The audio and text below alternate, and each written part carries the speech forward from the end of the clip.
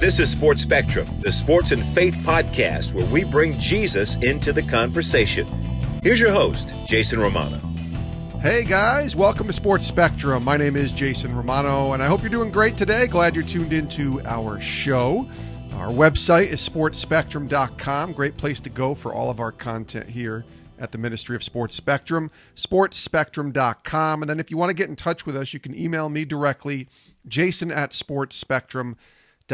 Maybe you have a guest idea for future shows. Maybe you just want to drop a line and say hello. You can email me directly, jason@sportspectrum.com.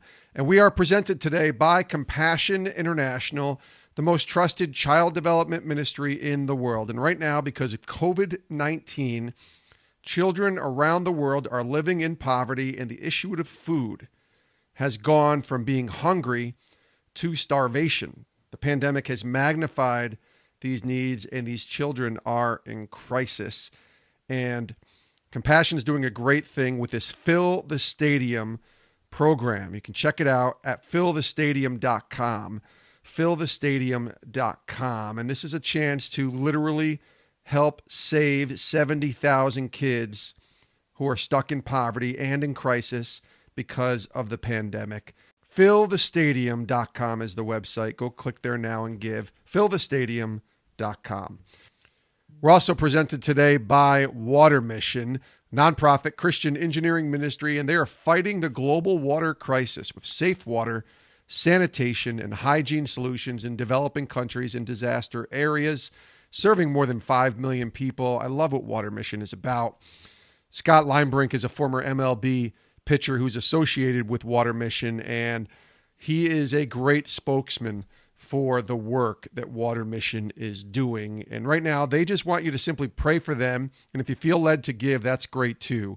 But you can check out all of what they're doing at watermission.org, fighting the global water crisis, watermission.org. Today on Sports Spectrum, we welcome Edward Graham to the show. That last name, Graham, is a familiar one, especially in the Christian ministry space, because Edward is the grandson of Billy Graham and the son of Franklin and Jane Graham. Billy Graham, of course, the legendary evangelist, the one who impacted so many people in their faith. I've heard tons of people tell me they've come to faith in Christ by watching a Billy Graham crusade or evangelist event. And Edward is the grandson of Billy. Edward's a really great guy who's got an awesome story of his own. Sports was a big part of Edward's life, especially in college. He grew up as a big soccer player, and soccer and wrestling on the Division I level. That's what Edward did with Liberty and then the United States Military Academy. And after graduating from the Army, he went on to serve 16 years in the United States Army through multiple combat deployments within special operations and various leadership positions, and then felt called to leave the Army and go into ministry with his family, starting in the winter of 2018 with Samaritans Purse. Now, I'm going to tell you about Samaritans Purse a little bit later, but you need to go check out their website, SamaritansPurse.org/OCC, because this is the time that Samaritans Purse instills their Operation Christmas Child initiative.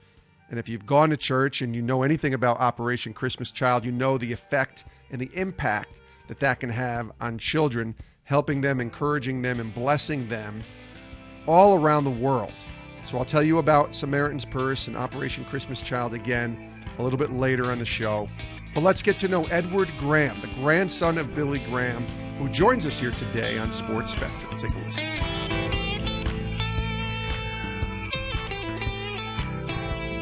Edward Graham, welcome to Sports Spectrum. How are you? I'm great, Jay. Thanks for having me. I appreciate this opportunity. Absolutely. We appreciate having you on. And let's start, because this is a sports podcast, sports and faith. But let's start with the sports side of things for you and your love of sports. I know you played soccer, you wrestled. Where did that love of sports begin for you? Well, that love came from my mother. My mom was an athlete. She played basketball in college. Kind of, if you've ever met her, she's short, so you kind of wonder how she played basketball, but she was a point guard. But she always encouraged us to play sports and wanted us to learn at a young age, just the the normal joys of what come out of a sport, and that's teamwork and being part of a team, and also having to persevere and work hard and practice. And that's kind of where I learned it from, was my mom. And then my mom's father, Ned Cunningham. Most people, when we say my grandfather, they just assume I'm talking about Billy. Right. But he was just a natural athlete. But Billy was too. Billy played baseball, and his dream was to be a professional baseball player as he got older. And he loved golf. And he always loved those two sports. And so I think just watching those men growing up, and I played soccer, and that's where I grew up playing, because my older brothers did. When Boone is it's a football town now. Most people know Appalachian State, but growing up, our high school was horrible at football. I loved it. I just didn't, and I was built for it. I'm naturally probably a football player if you look at me. The coach here is a good, strong Christian man, Coach Moore, who built that program and built it what it is today at App State. Strong believer, but he always wanted me to come out and play tight end for him. Just never did. Just never did. Yeah. Your grandfather, Billy Graham, you mentioned, was a great hero in the faith to so many, but I'm wondering for you, who were the sports heroes that you had growing up? Did you have any? Yeah. Growing up, being at AmeriCourse, we watch a lot of football, but I was a huge Tom Landry fan. Mm-hmm. We shared the same birthday growing up, and I remember how they did him wrong when they fired him, just being angry as a kid. Like, how could you do that to Tom Landry and fire him the way they did? So I probably bring joy that I kind of lost faith in the Cowboys after that, and frustrated me. But growing up, that's who I loved. And for some reason, I always enjoyed watching Herschel Walker. Just the way he moved, the way he was on the field, just the caliber of man he was. I grew up being a big Herschel Walker fan. And then in baseball, I did love baseball. And, I was being the South, we loved the Braves. Back in the 90s, the Braves were rocking it. And that's who we always cheered for. But for some reason, and I don't know why, I liked Darryl Strawberry, and at that time he was a train wreck, and he didn't play for my teams, but I enjoyed watching Darryl Strawberry. Now to see where Darryl Strawberry is today in his faith and his ministry, and I've met him a couple times, it's like sitting there watching one of your heroes that used to kind of disappoint you as a kid, but now to see how God is using that man and how faithful and how humble he is, him and his bride, his wife, just incredible people. Yeah, Daryl's a very good friend of mine, and I've watched him. He was also my hero as a kid, and to become friends with him is just a whole nother story for another time. Yeah. But to watch him take what he was going through, which was in a very bad place, and he's publicly talked about it, and then use it as an opportunity for evangelism and to tell people about how great God is and to tell them about Jesus is so cool to watch. I'm wondering, just from the parallels in you being involved in sports, I'm sure you've met a lot of different sports, I guess you could call them heroes, but heroes of the faith, people who love Jesus like Darryl. Can you kind of talk about a little bit about those parallels, about people and using that platform as a sports figure that people watch and listen to, and then being able to point them to Christ? Yeah, and I'm not going to speak for someone like Darryl. He speaks so well for himself. Sure. But you look, everybody, just like you said, we grew up watching him.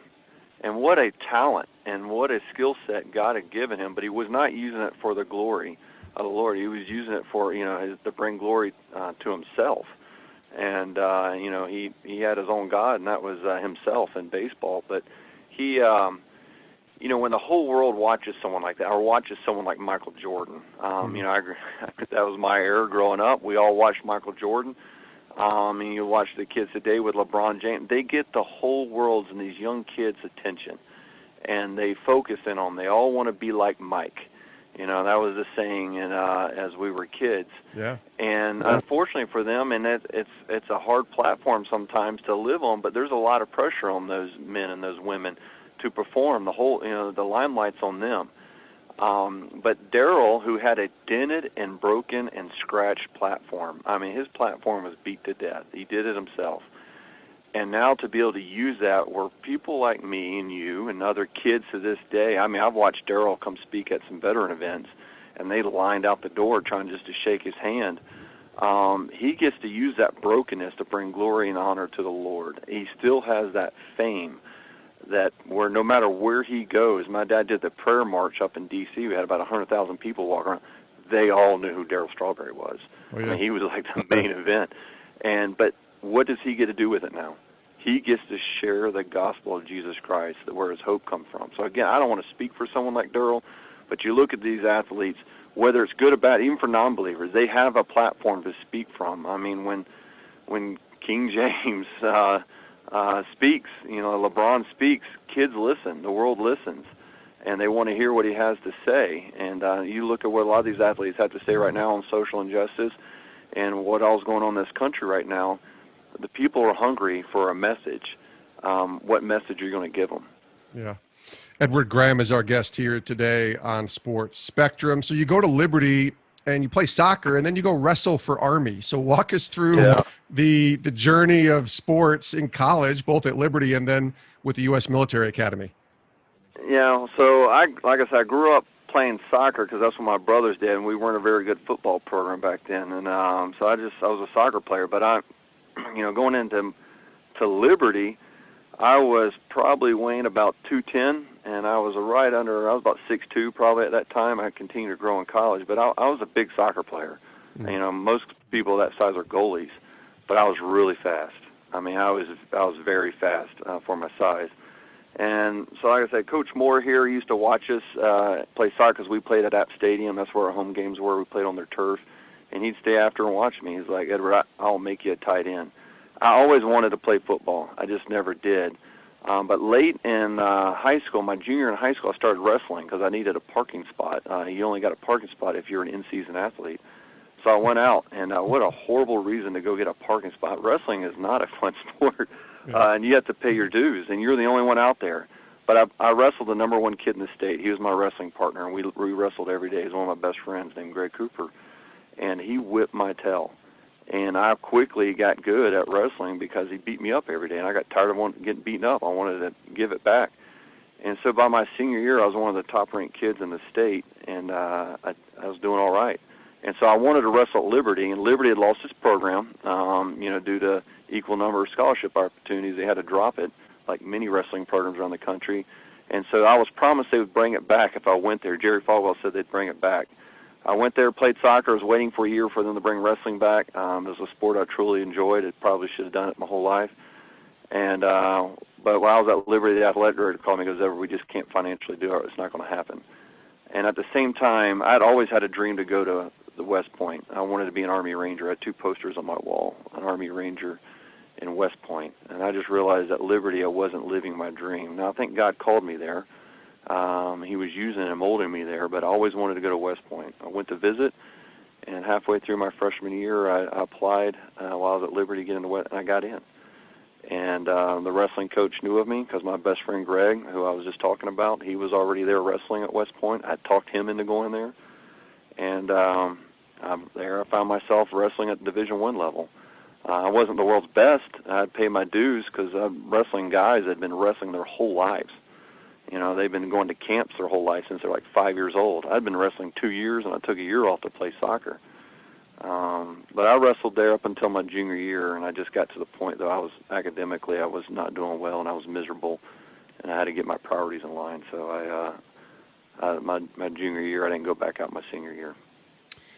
Tell me about growing up as a Graham, and I'm sure this is a question you're asked a lot, but I think it's interesting because there's, I've talked to, sons of athletes who are somewhat famous, and they say having to kind of live under that microscope as the son of this or the grandson of that can be difficult and can be hard. And certainly when you see the last name Graham, and of course, your father Franklin Graham and your dad or your grandfather Billy Graham, there's a lot of legacy that I'm sure now that you probably appreciate even more maybe than you were when you were younger. But talk about the pressure and kind of the journey of your personal walk with Christ, because I think it's easy to say, well, I'm in this family, so I'm just going to be a Christian, but there's still a personal journey that we all have to walk through in our relationship with the Lord. What was that like for you? That's a great question. I appreciate you asking. My mom led me to Christ at one of my grandfather's crusades out in California, so it's not probably the reason why you think. My brothers were playing a game, and they were teasing me for about not being a Christian, that I was going to go to hell. And thanks for two older brothers. But I was mad, and I went in and talked to Mom, and my mom explained the gospel to me and led me to Christ. But it was a real decision that I made at 5 years old. But growing up in that, in a Christian family, though, people are looking at you, and Boone's kind of a small town, it's a college town, but everybody knew who I was, and I was a fighter. I got in a lot of fights. I never started fights, but I tried to end them. And so every time I'd get in a fight or beat up a bully or something like that, I was picking on a friend of mine, people would say stuff, and I just let it go off my back. I wasn't a horrible child. Now, my dad is always, they called him a rebel. I don't think Dad was all that bad. He was just bad for being Billy Graham's son. Yep. I never gave my dad and parents, I think, the heartache growing up necessarily that my dad was. I was a decently behaved kid, and I did love the Lord, and I went to church, and I went to youth group. I did everything that I was kind of expected. And there was a couple hiccups there, like any happens in a boy growing up in youth. But I had to make my faith my own. And that didn't happen until West Point. Liberty's a Christian school. It's easy to be a Christian at a Christian school.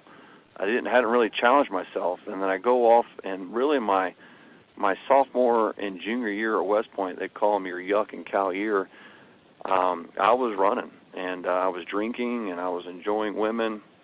I was misbehaving. I wasn't living for the Lord. A friend of mine, who I was in a freshman prayer group together, and we both wrestled 197 at West Point together, he called me out. His name's Scott Smiley, and Scotty called me out and goes, "Hey, Edward, God asked me to come talk to you tonight, and he's like, you're not living for the Lord." And man, with that, the nerve of that guy, and my mind, like I wasn't mad at him, but I was like, man, he just called out in his mind, Billy Graham's grandson. That probably took some courage there at West Point to do that, and he was absolutely right. And I was at rock bottom at that point. God used him to speak to me, and it pierced my heart, and I knew I needed accountability. And so a group of friends that I had my freshman year in our prayer group, I started hanging out with them again. They got me involved teaching Sunday school to the fourth graders there, the professors' kids, and we built a relationship with each other as a group of men, young men, but it was all centered on Christ, and I needed that accountability. So I had to make my faith my own, not my parents, not my grandfather, and then I had to rededicate my life to the Lord there my junior year at West Point. So that's kind of where God molded me and molded my faith to where it is today, was kind of the academic challenges there at West Point. Today on Sports Spectrum, we are presented by Compassion International, the most trusted child development ministry in the world. And this past spring, most of the events that Compassion International relies on to help sponsor children in crisis were canceled due to the pandemic, leaving 70,000 kids in desperate need of help. So Compassion International is partnering with professional athletes to help kids in poverty all around the world, meeting basic needs like food, clean water, and education, so they can not only survive, but reach their full potential. And right now, because of COVID, children around the world are living in poverty, and the issue of food has gone from being hungry to starvation. The pandemic has magnified their needs, and they are in crisis. We talked about 70,000 kids in desperate need. Well, that also happens to be the average size of many pro football stadiums that were once filled and now sit mostly empty. And each of the 70,000 empty seats, think about this, represents a child in crisis who needs your help, who needs our help to step up and fill the stadium. So that's what we're doing. We're working with Compassion to fill the stadium to help children in crisis. You can join right now by going to fillthestadium.com. That's the new website, fillthestadium.com. You can click right there. You can give, and it's actually a great way to partner. Maybe you have a team of people, whether it's a high school team or an organization, all can contribute a little, and then you can make one giant donation to release a child from poverty. That is a stadium that cannot remain empty. We want to have you partner with us and join with Compassion right now to fill the stadium to help children in crisis. Again, the website, fillthestadium.com. We're also presented today by Water Mission, and we talk about COVID-19. Water Mission is working to stop the global spread of COVID-19 right now by providing urgently needed safe water, sanitation, and hygiene solutions to refugee settlements and other vulnerable communities. Listen to a couple of these numbers that were the statistics released right before COVID. 2.1 billion people are lacking access to safe water around the world. That's in the billions. Lacking access to safe water, things that you and I take for granted. And there's people around the world who don't have that. How about this number? 4.4 billion people lacking access to adequate sanitation. 4.4 billion people. Again, things that you and I take for granted every single day. And that's why Water Mission is an important place to sow into because of the work that they're doing fighting the global water crisis. You can learn more right now and pray with them. Heck, even donate, sow into this ministry by going to watermission.org. They're great partners, great sponsors of Sports Spectrum. We believe in their mission. You should too, and you can help right now. Again, pray with them, pray for them, and donate if you can by going to watermission.org to fight the global water crisis. Watermission.org. Edward Graham is joining us here today on Sports Spectrum, and we got a lot to talk about as far as Operation Christmas Child and Samaritans Purse, which I'm really excited to tell our audience about. But I want to ask you about your grandfather, Billy Graham. We've talked about him, obviously. Just what was that relationship like for you with him, and maybe share a lesson or two that stands firm for you in your spirit and your soul that he showed you and taught you in the life that he lived. Yeah, you can't talk about my grandfather without talking about my grandmother. We called her Tete, which means old lady in Chinese. But the both of them loved what I was doing in the military. They were huge fans and supported everything I was doing there. But what they taught me were two things: prayer, the power of prayer, and studying the Word. My grandfather, and later in life, wasn't very mobile, had a hard time communicating at times, and so he used that time to pray. And because I was in special operations, I couldn't tell people where I was going and what I was doing. But before most of my deployments, I would try to go visit my grandfather and talk to him because he was pretty much, housebound at that point. But he had a map on his door and pictures of me, and that's where he'd pray over me in my deployments. But I'd go take a thumbtack and I'd push it right on the wall, the right location where I was supposed to be deploying to. So that's how my mom and dad would know. They would go visit him and look on that map to know where I was, because my parents didn't know. My wife didn't really know where I was, but my grandfather would know because he'd pray over me. And he was a constant prayer, and so was my grandmother before she passed away. And that's, today I'm here today, and I'm in the ministry because of a product of prayer and people, strong faith praying over me. But I also look at my grandfather, and my brother tells a story, and I remember this. My grandfather walking around the house, and he loved root beer, and he came to get a root beer, and he stopped and read a little verse, and then he went back onto another. There's another Bible open up on the coffee table. He read a little bit there, and then he flipped the pages, walking back to his room, and and my brother was like, Daddy Bill, we called him Daddy Bill, how could you possibly get something? You only read the Bible for like 10 seconds. He's like, Edward, or he goes, Roy, I sip on the Word all day long. And I remember that. When the opportunity comes, either pray or be reading, look at, study it. And that's what he did. And my grandfather had a good portion of the Bible memorized by heart, but he still read it and still went over it. And that's what I've taken in my walk now, my ministry, what I did in the military. I believe in prayer, and I believe in studying. I love that. That's such a great lesson, sipping on the Word all day long. People think we have to spend, hours and hours, but sometimes it's just 10 seconds, and that will fill your soul up and get you a little bit of where God wants you to get to at that point. I love that. Yeah, that's so good. You mentioned 16 years you didn't mention 16 years, but I believe it was 16 years in the United States Army. First of all, thank you for your service. Can you share, now that you're not there anymore, can you share a little bit about what your role was and maybe some of the experiences that you were a part of? Yeah, I was, I can share a little bit. I was, like you said, 16 years. I was in a small special operations unit for most of that time. By trade, I was an infantry officer.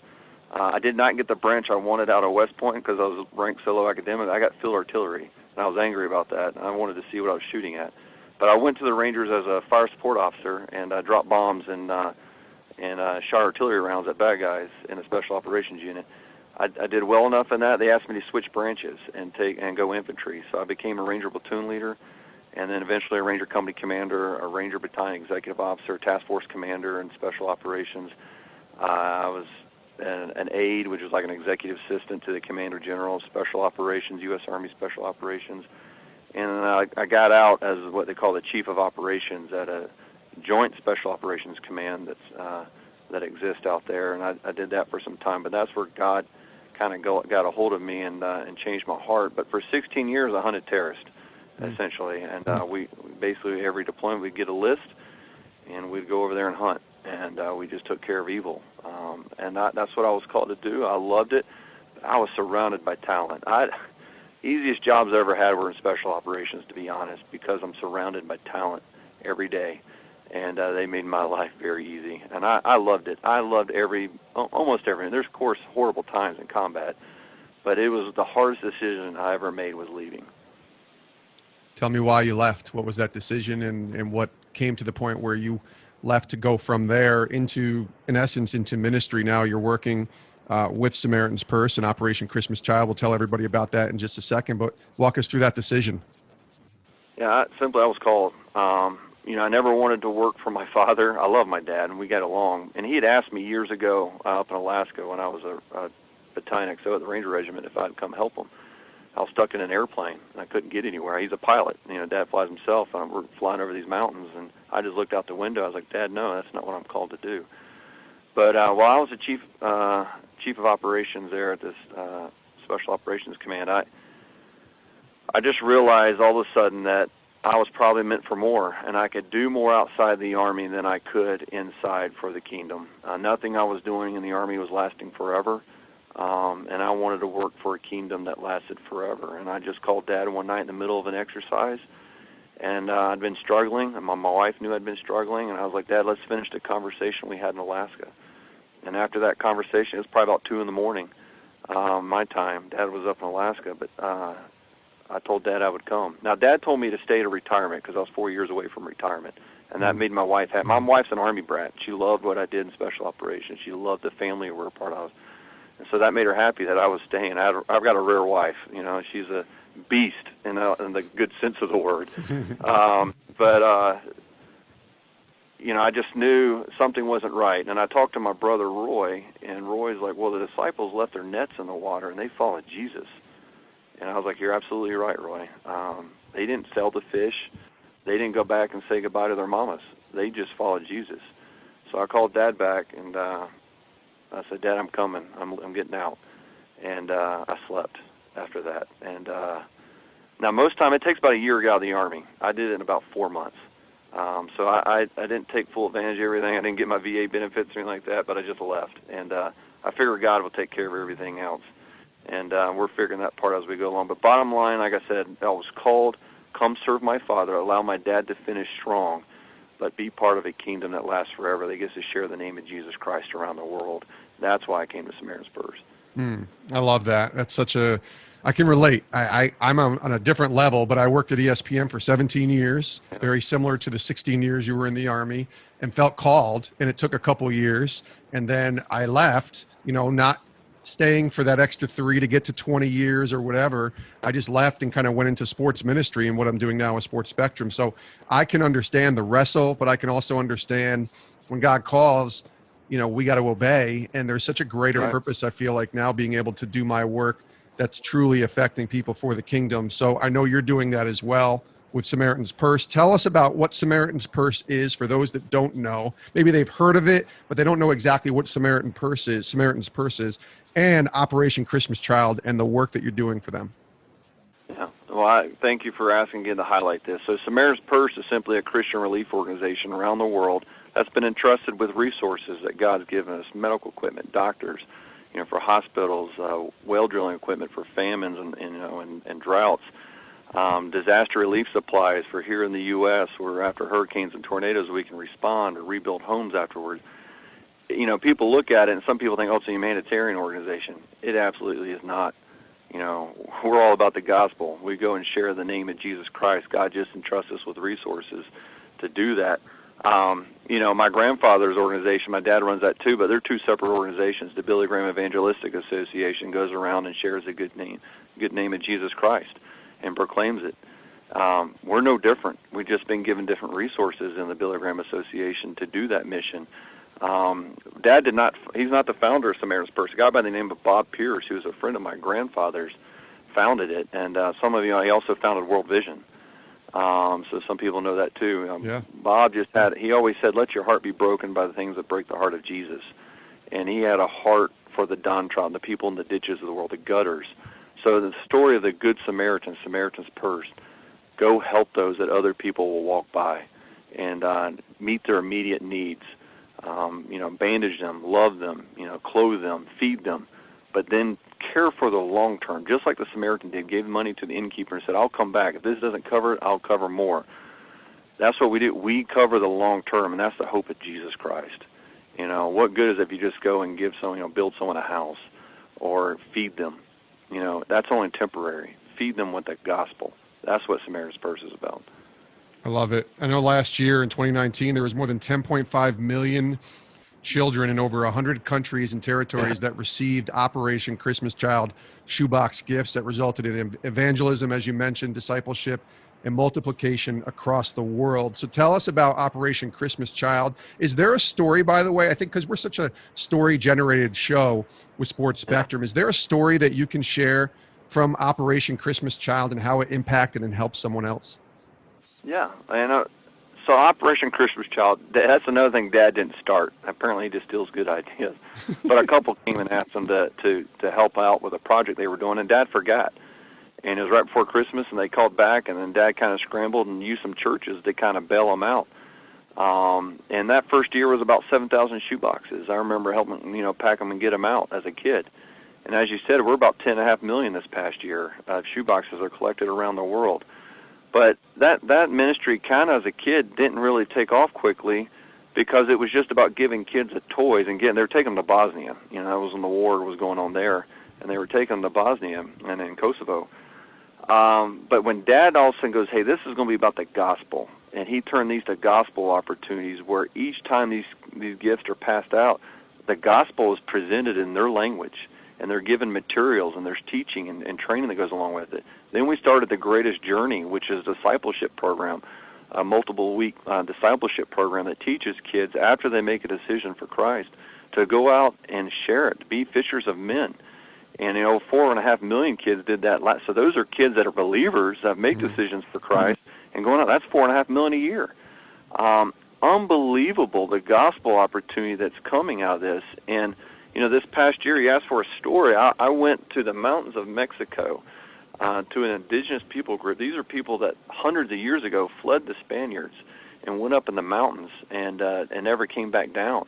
They haven't heard the gospel. There was a local pastor there, and he was handicapped, doesn't have the use of his legs, and he's driving up this mountain road for 6 hours to go minister to this village, and he never could build a church. He had one convert, one lady that prayed with him over this up there in the mountains. He did one shoebox distribution, and about 60 kids came to Christ through that shoebox distribution in that village. And they kept praying and kept ministering, and then they did the Greatest Journey there, the discipleship program, where those kids went out and they ministered to their parents.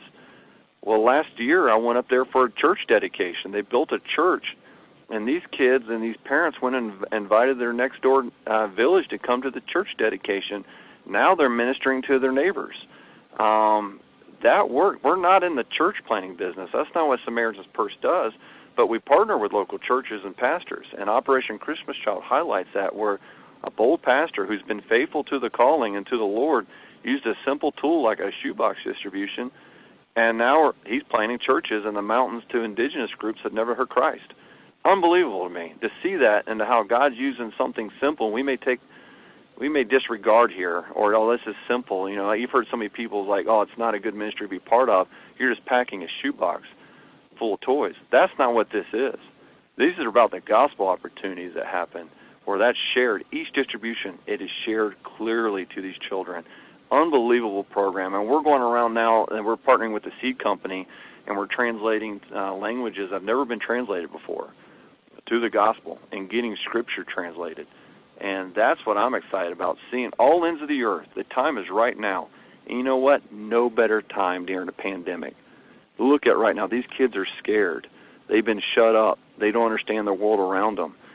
Communities are hurting, financially hurting, the burdens, the challenges on the parents, and these little kids feel neglected. This is the season. This is the time to be a part of Operation Christmas Child. If you believe in evangelism, like what my grandfather was doing, this ministry is reaching more millions of kids, more than my grandfather's ministry ever did.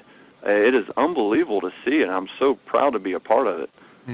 I love it. And it starts with the kids, and that's where you really want to start when you start sharing the gospel, is get the kids, get to talk to them, and use this as a great way to share the gospel. So anyone can pack a shoebox. I read that the National Collection Week is November 16th through the 23rd, but the time is now. Before that, you can go to SamaritanSpurse.org/OCC, SamaritanSpurse.org/OCC to learn more and find a drop-off location near you. Edward Graham, thank you, my friend. This was wonderful. Great to connect with you, and hopefully we'll get you back on again sometime. Thanks for having me. I appreciate it. Let me know if anything I can do for you. And many thanks to Edward Graham for joining us here today on Sports Spectrum. Again, the Operation Christmas Child Initiative is underway.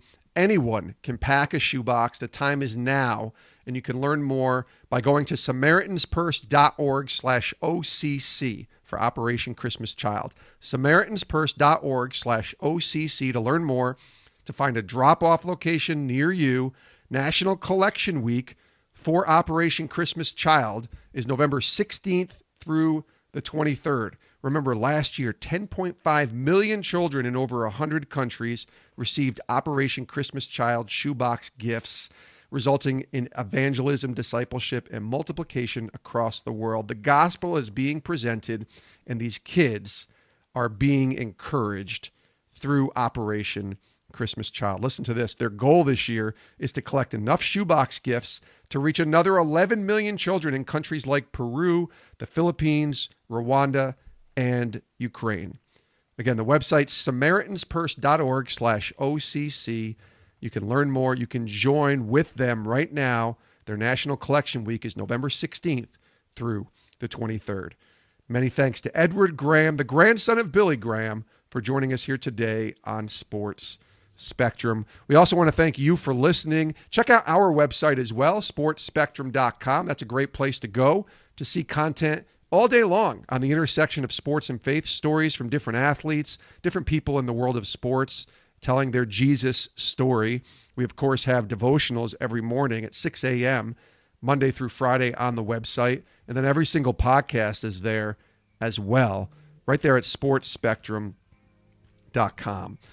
We want to also thank our partners today, our sponsors, Water Mission, fighting the global water crisis. Check them out at watermission.org. And then Compassion International and the great initiative they're doing right now, filling the stadium to help children in crisis. Check out fillthestadium.com to learn more. fillthestadium.com. Thanks for joining us here today on the show. Again, my name is Jason Romano. We'll see you next time right here on Sports Spectrum. We appreciate you guys. We love you guys. And we'll see you next time. Have a great rest of your day.